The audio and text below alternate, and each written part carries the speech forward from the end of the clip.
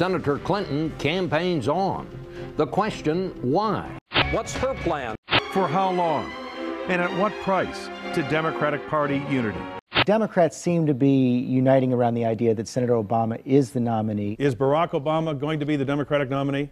Yes, he will be. It is likely, certainly at this point, that Senator Obama will be the nominee. Is Obama going to be the nominee? Yes. Yes, he is. It's hard to see how he's not the nominee. Obama is clearly the front runner here. You assume Obama is going to be the Democratic nominee? I think you have to assume that now. I'm assuming it's McCain versus Obama. I think there has been a consensus. If it was clear to many pundits this week that Hillary Clinton's run for the White House was effectively over, it certainly wasn't clear to Hillary Clinton. I'm staying in this race until there's a nominee. Just looking at the facts, he's, Barack Obama, the presumptive nominee. No one is the nominee. You are not the nominee. He is clearly the likely nominee. Likely nominee? That's not the actual nominee. Do you think it's impossible for Hillary Clinton to be the nominee? Impossible?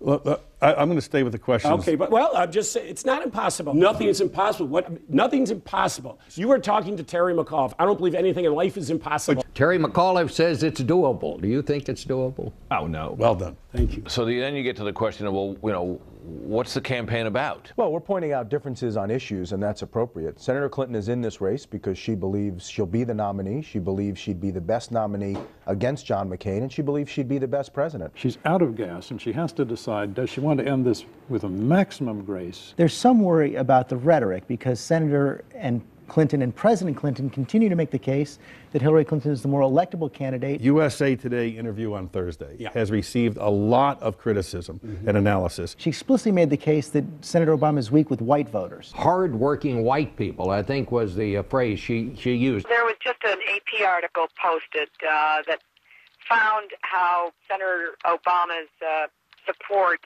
among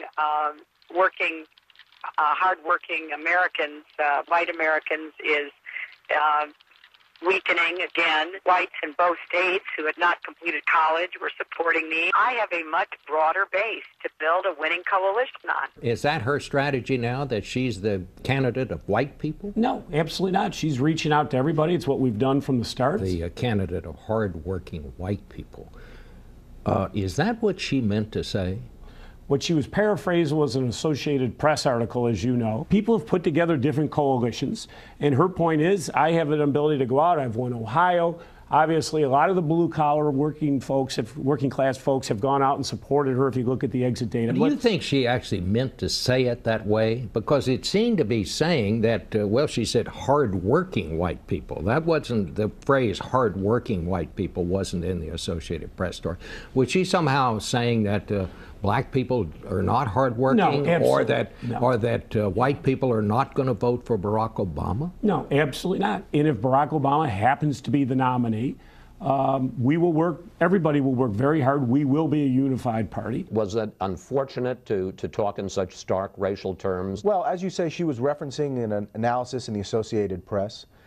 Both candidates and But it's different when the candidate says I understand, but both candidates and both campaigns have at various points in this process pointed to the states that they've won and the coalitions and their supporters as the reason that they would be the best nominee against John McCain. Well, I have to assume that Senator Clinton didn't say that the way she wanted to say it. I don't imagine that she chose the words as she would if you asked her that question again. But when she uses a phrase, hardworking Americans, white Americans, she's saying that white Americans are hardworking Americans. A lot of African Americans took great offense at that. Yeah, well, and that's not what she meant. And she was quoting the AP story, and literally nobody has worked harder, as you know. Well, the AP story did not say white Americans were hardworking Americans. Those were her words. Well, she was paraphrasing the AP story. I'm sure that Senator Clinton didn't mean to conflate hardworking Americans and white Americans in the same sentence. I know she doesn't believe that, and I don't think she meant to. You know, I think what's going on, Bob, is she's in a very tough, very competitive race that's been going on a long, long time. And, you know, she didn't probably, I'm sure she feels like she didn't choose her words very well there. I'm confident that she meant nothing about, anyway, I think it was taken wrong.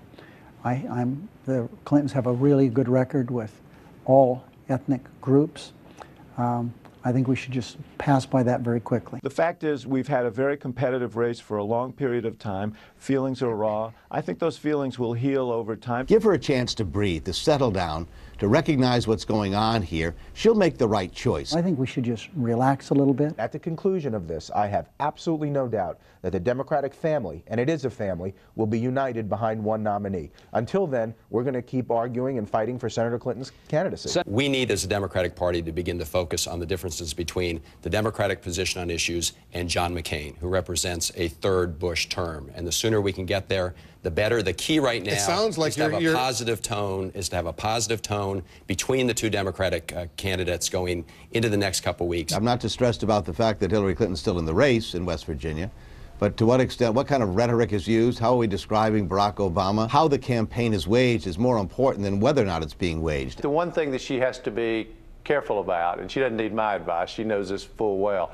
that she has to be careful about going forward is that if she makes the case for herself, which she's completely entitled to do, she has to be really careful that she's not damaging our prospects, the Democratic Party, and our cause for the fall. My understanding is that if Senator Clinton continues down the road of making comments, as Michelle pointed out, white voters, comments that are clearly can be read as damaging to Barack Obama when he is the nominee, you will see more superdelegates come out, major superdelegates, people we know who are on the fence, people who everyone watching today knows, they will come out and end this. That there is a willingness to let Senator Clinton play this out until June 3rd if it is seen as a graceful exit tour. If it is seen as a sort of a carpet bombing, I think you will see it end much more quickly. I'm glad to see Mrs. Clinton stay in this race and keep that discussion going. I think that discussion, frankly, has been helpful for us. No mas.